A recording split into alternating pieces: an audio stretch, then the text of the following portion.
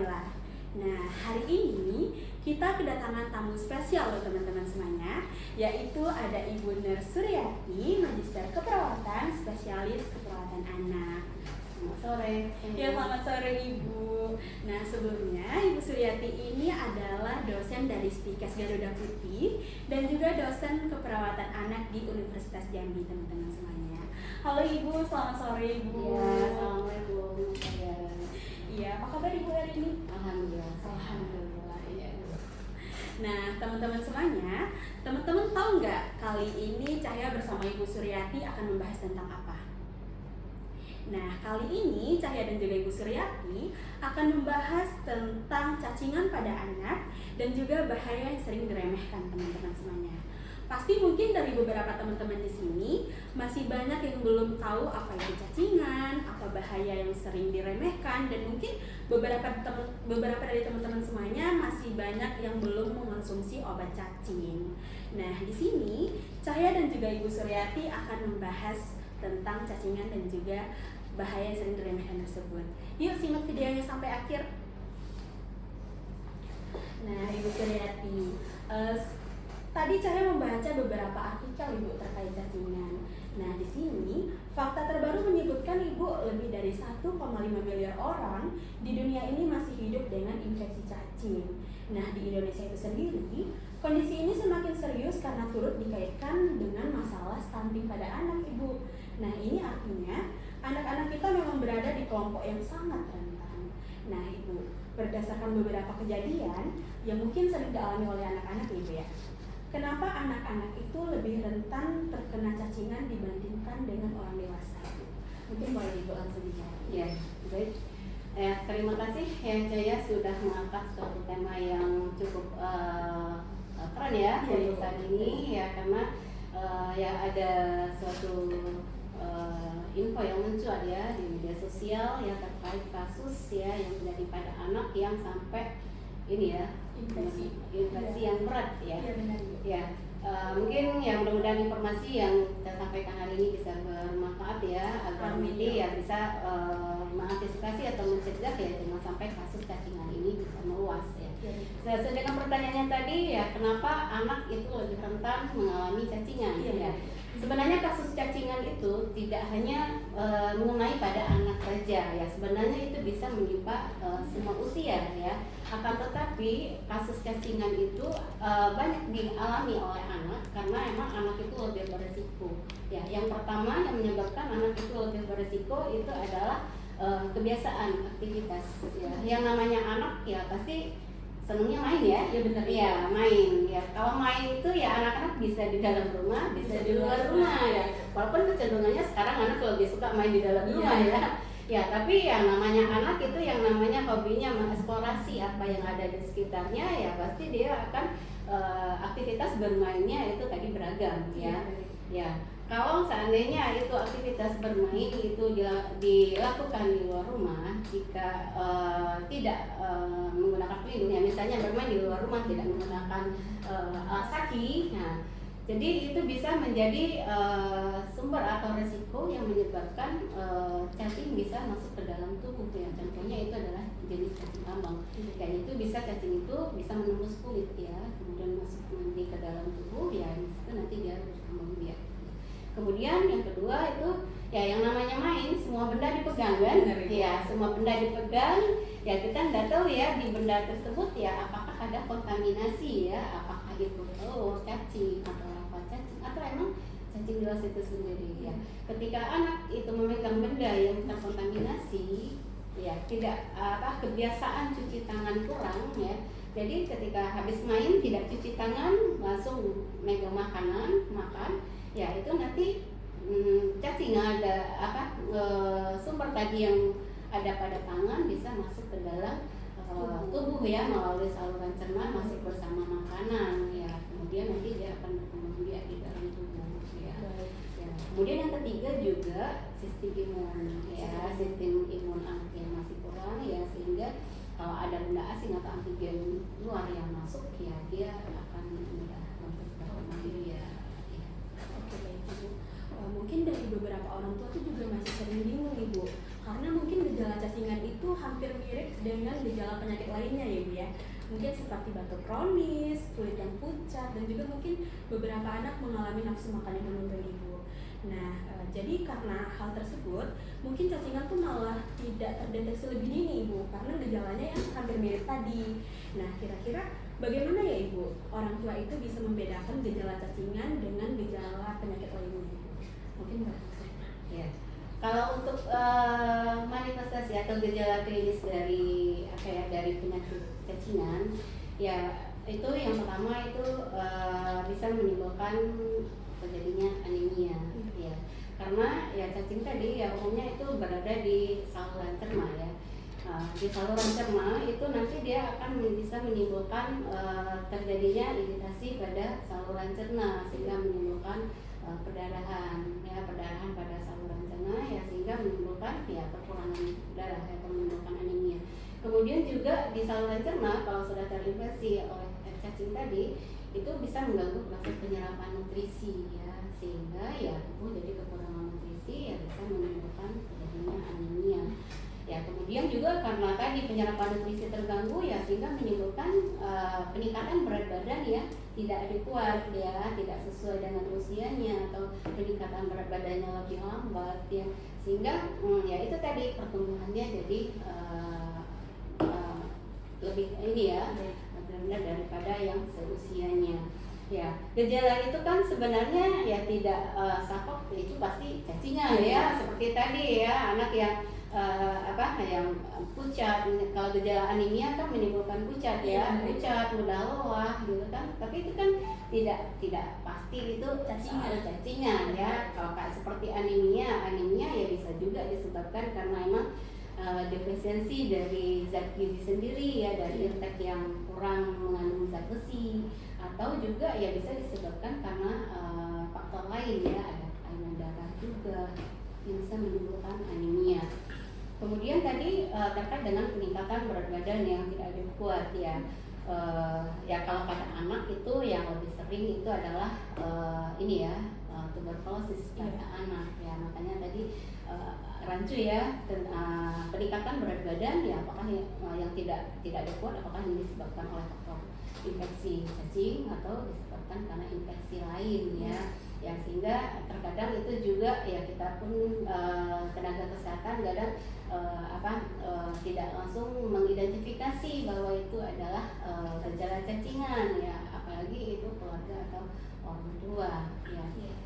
Jadi untuk lebih spesifiknya ya biasanya kalau untuk gejala cacingan ya apabila nampak langsung ya pada feses anak ya itu untuk mendeteksi secara langsung. Tapi kalau secara makroskopis nggak kelihatan, terkadang itu harus dilakukan pemeriksaan terlebih dahulu ya.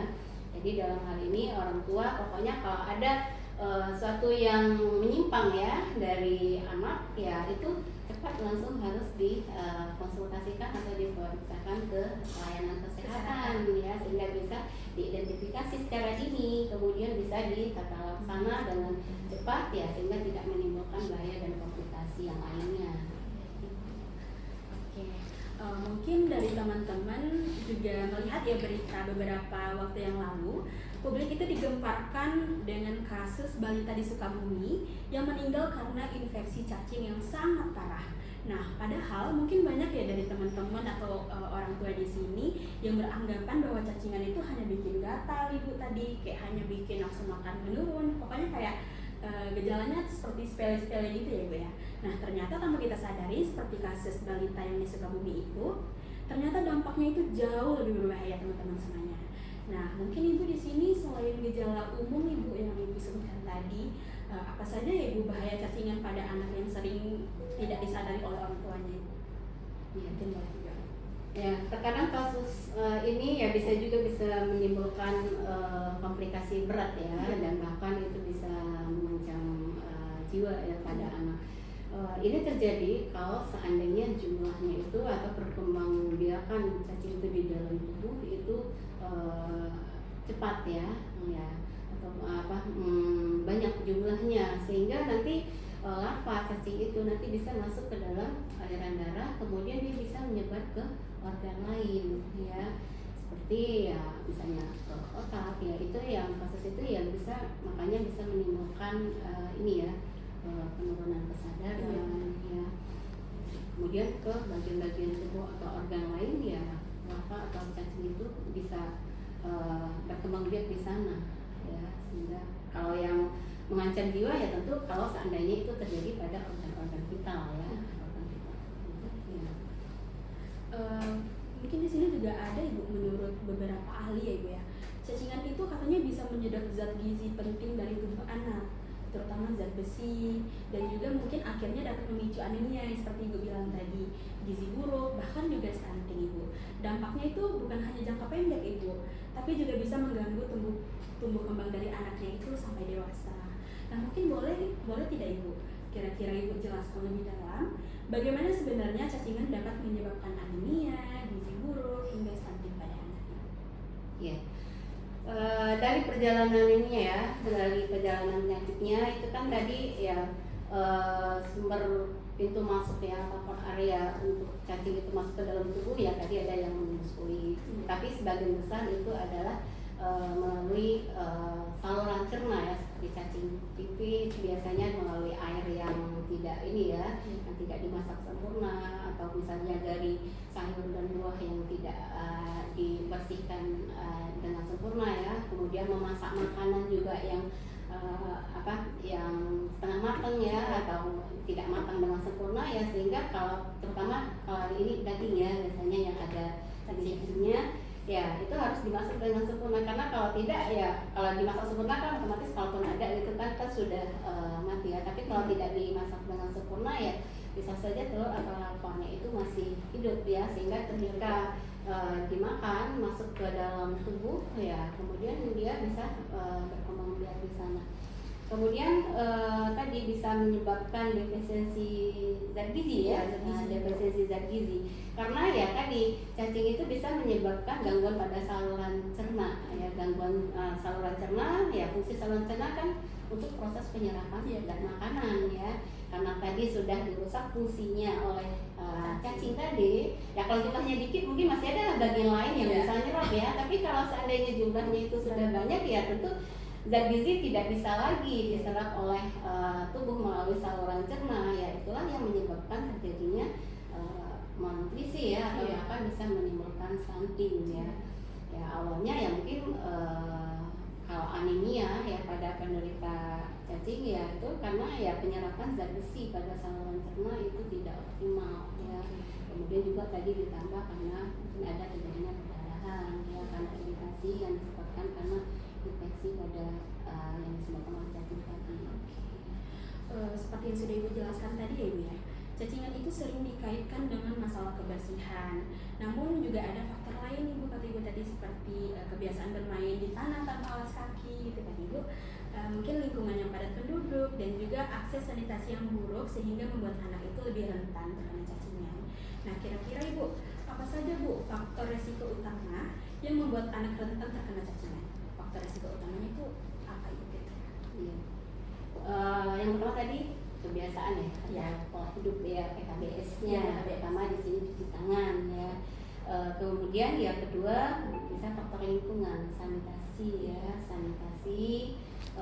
kemudian ketersediaan air bersih ya, itu juga akan menimbulkan untuk kasus cacingan pada anak ini. Ya kemudian terkait masalah yang ditimbulkannya tadi ya, itu kalau kan sebenarnya kompleks ya, terutama di sini kalau anak ya, keterlibatan keluarga di sini sangat penting, terutama orang tua. Yang namanya anak itu kan masih di bawah ininya orang tua ya. Ya, jadi dalam hal ini ya sebenarnya yang sangat perlu kita tekankan di sini adalah kepada orang tua, bagaimana memberikan pola pengasuhan yang baik pada anak ya, sehingga anak bisa terhindar ya, atau bisa dilakukan tindakan pencegahan agar tidak terkena infeksi cacing ini. Jadi untuk kepada orang tua yang perlu kita ingatkan di sini adalah terkait dengan pola hidup ya. Di samping orang tua sendiri, tapi anaknya juga dilatih atau diajarkan bagaimana teknik cuci tangan yang baik, kemudian kapan waktu harus mencuci tangan ya, kemudian juga memperhatikan faktor lingkungan ya. kerja lingkungan ya yang nanti memungkinkan terjadinya perkembangbiakan dari cacing tersebut ya. Kemudian juga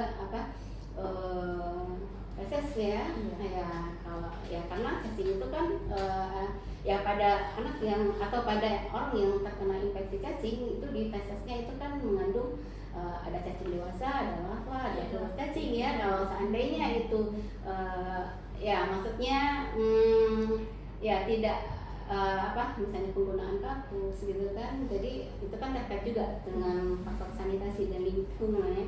Nah, jadi nanti kan kalau seandainya pengelolaan lingkungan tidak baik atau tidak sesuai dengan standar kesehatan, kan nanti bisa dihinggapi lalat ya, lalat itu nanti hinggap ke makanan. Nah, walaupun tidak kontak langsung, istilahnya tangan tidak menyentuh feses langsung, tapi kan bisa melalui media lain ya, yang melalui udara atau melalui tadi lalat ya, hinggap makanan ya. Jadi kepada orang tua yaitu kebiasaan ya, kemudian sanitasi dan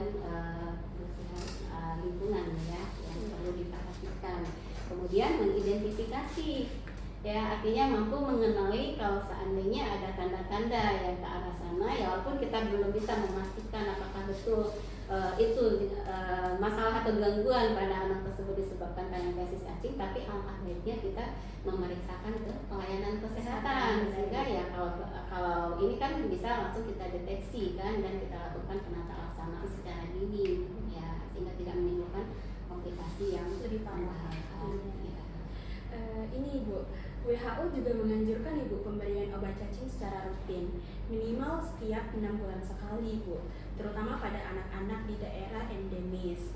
Nah, tapi tentu banyak orang tua yang masih ragu soal dosisnya Ibu, dan juga jenis obat yang aman itu yang mana Ibu. Nah, pertanyaannya Ibu, apakah anak harus selalu minum obat cacing setiap 6 bulan sekali? Adakah panduan khusus tentang dosis dan juga jenis obat cacing yang aman untuk anak Ibu? Mungkin bahas. Ya, terkait dengan penata laksanaan ya dan pencegahan. Ya emang ya dengan kasus ya, karena ini terkait juga dengan program pemerintah ya dalam pementasan malnutrisi dan stunting ya, dan diketahui ya salah satu faktor penyebab terjadinya masalah gizi pada anak itu terkait karena infeksi cacing, yaitu pemerintah sudah menjalankan program itu, di mana ya dari puskesmas itu sudah punya program ya, setiap 2 tahun sekali atau ya setiap 6 bulan itu memberikan obat cacing ya. Kalau pada balita itu melalui posyandu ya, setiap posyandu itu nanti ya ada periode waktunya itu pemberian ya obat cacing kepada ini ya seluruh balita ya yang ada di wilayah kerja dari posyandu tersebut ya, atau puskesmas tersebut ya. Jadi ini maksudnya untuk sebagai tindakan pencegahan ya, pencegahan. Kemudian kalau untuk anak usia sekolah itu biasanya melalui kegiatan UKS ya, dari puskesmas juga turun ke sekolah itu untuk memberikan obat cacing secara menyeluruh ya kepada seluruh balita dan anak usia sekolah ya. Maksudnya di sini adalah untuk tindakan preventif ya, karena kalau mau diperiksa satu-satu kan juga sulit ya, jadi angka baiknya ya diberikan tindakan preventif dengan pemberian obat cacing ya untuk antisipasi ya. Cuman terkadang ya yang menjadi hambatan juga ya sama lah kayak vitamin A ya, obat itu dibagi tapi kadang di rumah belum tahu juga diberikan ya. Kalaupun ya misalnya kalau itu di posyandu mungkin inilah ya langsung diberikan oleh kadar atau petugas posyandunya ya. Itu pun juga kadang agak ini ya, namanya anak makan obat itu kan agak susah ya. Ya tapi itu adalah bagian dari usaha yang sudah diupayakan oleh pemerintah dalam mengatasi ya infeksi cacing pada anak ini. Ya tapi balik lagi tadi peran orang tua di sini sangat penting ya. Jadi program pemerintah itu bisa mencapai tujuan kalau ada juga kontribusi ya, keterlibatan dari orang tua dalam memfasilitasi ya bagaimana program ini bisa jalan. Maksudnya ya tidak hanya terima aja, sudah terima obat cacing tapi ke anaknya tidak sampai ya, sama aja sasarannya itu tidak akan tercapai ya. Jadi dalam hal ini ya kami menghimbau kepada orang tua ya pemerintah sudah berupaya untuk melakukan program-program atau mengambil langkah-langkah strategis ya dalam mengatasi hal ini ya. Sebagai orang tua ya kita juga harus ikut berperan ya mengambil untuk ya bagaimana ya anak-anak Indonesia ini semuanya sehat. Oke. Ibu, terkait jenis obat cacing yang aman itu kira-kira apa saja Ibu? Ya kalau obat cacing ya emang kalau merek dagangnya sih macam-macam Iya. ya. Ya cuman kalau dari pemerintah kan emang sudah ada dalam bentuk kalau dari puskesmas ya biasanya dalam bentuk tablet ya. Ya kalau untuk anak 1 sampai 2 tahun itu setengah tablet ya. Kemudian kalau 2 tahun sampai 12 tahun itu 1 tablet, atau 1 tablet itu ya 400 mg ya. Kalau setengah tablet itu 200 mg ya. Tentu itu sudah teruji efektif ya untuk menginginkan ya Cacingan ya, Bu. mengatasi ya. Iya. Oke, di masyarakat kita juga ini Bu, banyak yang masih menganggap sepele terkait cacingan Ibu. Padahal WHO itu juga sudah menegaskan bahwa penyakit ini adalah masalah kesehatan serius yang bisa berdampak jangka panjang jika kita abaikan. Nah, menurut Ibu nih, bagaimana cara kita bisa meningkatkan kesadaran masyarakat bahwa cacingan itu bukan masalah kecil, melainkan itu adalah masalah yang serius demi jangka panjang dari anaknya itu. Ya.